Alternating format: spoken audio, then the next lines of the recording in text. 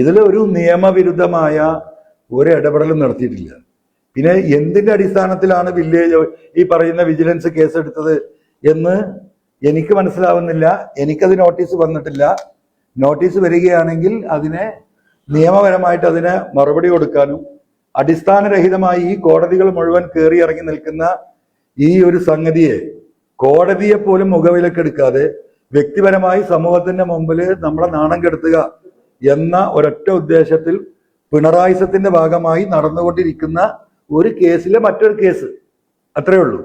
മൂന്നാമത്തെ വിഷയം ഞാൻ കെട്ടിടം കെട്ടിയെന്നാണ്. അപ്പൊ ആ കെട്ടിടം പൊളിക്കണമെന്ന് പറഞ്ഞിട്ട് ഹൈക്കോടതിയിൽ വേറെ ഇതേപോലത്തെ വേറെ പെറ്റീഷൻ കിടക്കുന്നുണ്ട്. 2.25 ലക്ഷം സ്ക്വയർ ഫീറ്റ് ബിൽഡിംഗ് ഉണ്ട് ഇതില്. 2,75,000 സ്ക്വയർ ഫീറ്റ് ബിൽഡിംഗ്.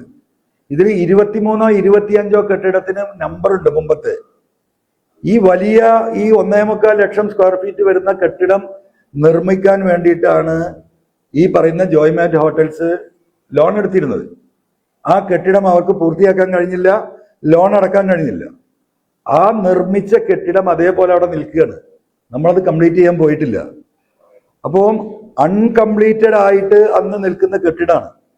മാത്രമല്ല, ഈ കെട്ടിടം നിർമ്മിക്കുന്ന കാലയളവിൽ കേരളത്തിലെ നിയമം, ബിൽഡിംഗ് റൂൾസ് ഗ്രാമപഞ്ചായത്തുകൾക്ക് അപ്ലിക്കബിൾ അല്ല. ഗ്രാമപഞ്ചായത്തുകളിൽ ബിൽഡിംഗ് കെട്ടണമെങ്കിൽ ഇന്ന് നമ്മൾ പെർമിറ്റ് എടുക്കണം. പെർമിറ്റ് എടുത്തിട്ടേ കെട്ടാൻ പറ്റുള്ളൂ. ആ നിയമം വന്നിട്ട് കഴിഞ്ഞ 10, 15, 20 വർഷമാകുന്നേ ഉള്ളൂ. ആ ബിൽഡിംഗ് റൂൾസ് ഗ്രാമപഞ്ചായത്തുകൾക്ക് അപ്ലിക്കബിൾ ആകുന്നതിന്റെ മുമ്പാണ് ഈ കെട്ടിടം കെട്ടിയിട്ടുള്ളത്. ആ റിപ്പോർട്ടാണ് ഇപ്പോൾ പഞ്ചായത്ത് അവിടെ കൊടുത്തിരിക്കുന്നത് കോടതിയിൽ.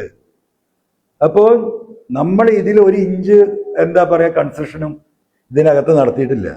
ഉള്ളത് തന്നെ 2.25 ലക്ഷം സ്ക്വയർ ഫീറ്റ് ATL അവിടെ കിടക്കുകയാണ്. അപ്പോൾ നമ്മൾ ഇല്ലീഗലായിട്ട് വലിയ കൺസ്ട്രക്ഷൻ നടത്തി എന്ന് പറഞ്ഞിട്ടാണ് മറ്റൊരു പരാതി ഇപ്പോൾ ഹൈക്കോടതിയിൽ കിടക്കുന്നത്. അവിടെ യഥാർത്ഥ ഇഷ്യൂ ഉള്ളത് തൊട്ടടുത്ത് ആംസ് ഡിപ്പോ നിൽക്കുന്നത് കൊണ്ട് ബിൽഡിങ്ങിന്റെ ഹൈറ്റിന് ചില റെസ്ട്രിക്ഷൻസ് ഉണ്ട്.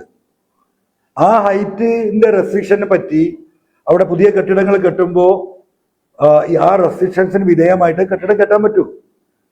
അതിലപ്പുറം ഈ ഒരു വിഷയത്തിൽ നമ്മൾ നിലവിലുണ്ടായിരുന്ന കോടതി തന്ന കെട്ടിടവും ബിൽഡിങ്ങും അതിന്റെ അമ്യൂണിറ്റീസുമാണ് നമ്മുടെ കയ്യിലുള്ളത്. ഇനി ഈ ഹൈറ്റ് ഡിഫറൻസ് ഉണ്ടെങ്കിൽ അത് ഹൈറ്റ് കുറക്കണമെന്നുണ്ടെങ്കിൽ കമ്പനിക്ക് കോമ്പൻസേഷൻ തരേണ്ടി വരും. കാരണം ഈ റെസ്ട്രിക്ഷൻ ഉള്ള കാലത്തല്ല ഇത് ചെയ്തിട്ടുള്ളത്. നമുക്കറിയാലോ, ഇപ്പോൾ ഇവിടെ നാട്ടില് ബിൽഡിംഗ് പൊളിക്കുകയാണെങ്കിൽ സർക്കാർ അതിന്റെ കോമ്പൻസേഷൻ കൊടുക്കുന്നുണ്ട്. അങ്ങനെ NADക്ക് അങ്ങനെ വല്ല വിഷയങ്ങളുണ്ടെങ്കിൽ അത് ഞങ്ങൾ കോടതിയിൽ പറയും.